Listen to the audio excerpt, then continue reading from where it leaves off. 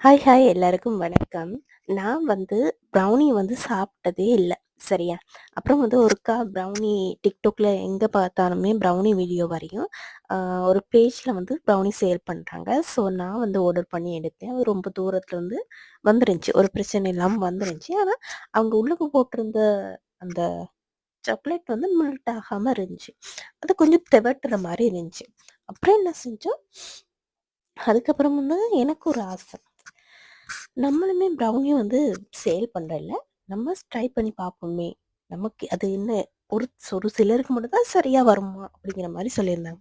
சரி நம்மளுமே ட்ரை பண்ணி பார்ப்போம் அப்படின்னு ரொம்ப ரெசிபி தேடி ஒவ்வொரு இடத்துலருந்து கொஞ்சம் கொஞ்சமா க தேடி கண்டுபிடிச்சது தான் இந்த ரெசிபி. இதில நான் அளவுகள சொல்லல. இதில நான் 4 முறை ட்ரை பண்ணியிருக்கேன். அத 2வது முறை ட்ரை பண்ணது தான் நான் போட்டிருக்கேன் வீடியோ. அதுக்கு அடுத்து எனக்கு செய்யறப்போ வீடியோ எடுக்க தோணல. ஏன்னா வீடியோ எடுத்துக்கிட்டு ஹேண்டில் பண்ணிக்கிறதுக்கு ரொம்ப கஷ்டமா இருக்கு. அதனால இது 2வது முறை செய்றப்போ எடுத்தது. பட்டர் ஷீட் போட்டு நம்ம ட்ரேய ரெடி பண்ணி வச்சுக்கணும். அடுத்து சீனிய நம்ம அரைச்சு பவுடர் பண்ணி எடுத்துக்கொள்ளணும்.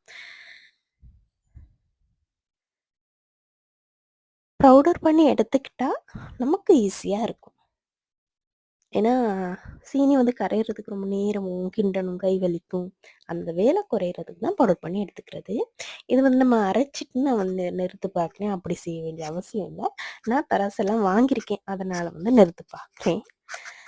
அப்புறம் சின்ன பாக்ஸ் எடுத்தீங்கன்னு சொன்னா பட்டர், அதில இருக்க அவ்வளத்தையும் போட்டுறலாம். அடுத்து நம்ம அரிஞ்சு வச்சுக்கணும் டார்க் சாக்லேட். அதையும் பட்டரையும் டபுள் பாயிலிங் மெத்தட்ல உருக வைக்கணும்.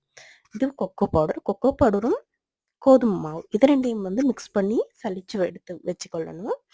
நம்ம பாயில் பண்ண சாக்லேட் ஒரு பக்கம் ரெடியாக இருக்குது. முட்டையோட சீனியை போட்டு அடித்து பீட் பண்ணி வச்சுக்கொள்ளணும். அண்ட் இதோட நம்ம பாயில் பண்ணி வச்ச அந்த சாக்லேட்டையும் பட்டரையும் சேர்த்து மிக்ஸ் பண்ணிட்டு அதுக்கப்புறம் நம்ம சலிச்சு வச்ச கொக்கோ பவுடரும் கோதுமை மாவையும் சேர்த்துக்கொள்ளணும். இப்போ இந்த மாதிரி பதத்துக்கு மிக்ஸ் ரெடி ஆகிரும். பாருங்க, கொக்கோ பவுடர் கோதுமை மாவு சேர்த்து கொஞ்சம் கிண்டுறதுக்கு கஷ்டமா இருக்கும். இருகுற மாரி இருக்கும். கிண்டி கிண்டி வரப்போ இந்த மாரி பதத்துக்கு ரொம்ப நேரம் கிண்டிக்கிட்டு இருக்கவும் தேவையில்ல. அது அப்புறம் ரொம்ப இறுக தொடங்கிடும். அதுக்கு முதல்ல நம்ம ட்ரேல போட்டு அந்த டூத் பின் மாரி ஏதோ ஒரு ஈக்குச்சி சரி எடுத்து அத கொஞ்சம் கிண்டி விட்டுறணும். கிண்டி விட்டு ஒயிட் சாக்லேட் சிப்ஸ் போட்டு டெக்கரேட் பண்ணிட்டு நம்ம அடுப்புல தான் செஞ்சோம். அவன் இல்ல. அண்ட் இப்படி தான் இருந்துச்சு என்னோட ப்ரௌனி. பிடிச்சிருந்தா லைக் பண்ணுங்க.